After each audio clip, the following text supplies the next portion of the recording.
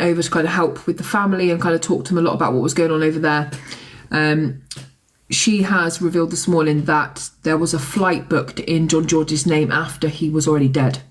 So that means that somebody obviously bought a flight in John's name to try and make it seem like he was still alive. So their idea of kind of messing with the case a little bit was to kind of make it seem like John was alive, and then his children, etc., would believe that he was alive somewhere out there and didn't want to come home.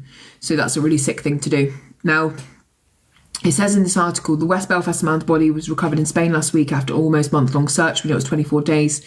Spanish police believe the father of two was shot before Christmas, and we do believe, due to timelines and things that people are saying, that it was the 14th of December, around 10 p.m, that his life was taken, which means that the sighting that Jay Hurst put out there could not have been John George. And also, he goes by the name John Hardy. He went missing from, he was from Belfast, and he went missing out in Alicante. So it says 24 days after John George's body was reported missing in Spain, a body was found. John George, also known as John Hardy, had travelled to Alicante in early December for holiday. He last contacted his family on the 14th of December. 4 days later, his flight home left without him. His family soon voiced fears the 37-year-old father of two from Twinbrook had been murdered. Then on Christmas Eve, those fears deepened as a video emerged showing Mr. George apparently intoxicated in the apartment. As the days passed by, John's father accepted that his son was likely dead. The Belfast Telegraph can now reveal that Mr. George's return flight, which was booked for the 18th of December, was booked in the days following his death. A 32-year-old man has been released from the Czech Republic. It goes on to say that. So I can reveal to you today that it was Madison who booked that flight. So Madison had John George's bank card in her possession, and she booked that flight on 2 days, we believe, after he had passed away.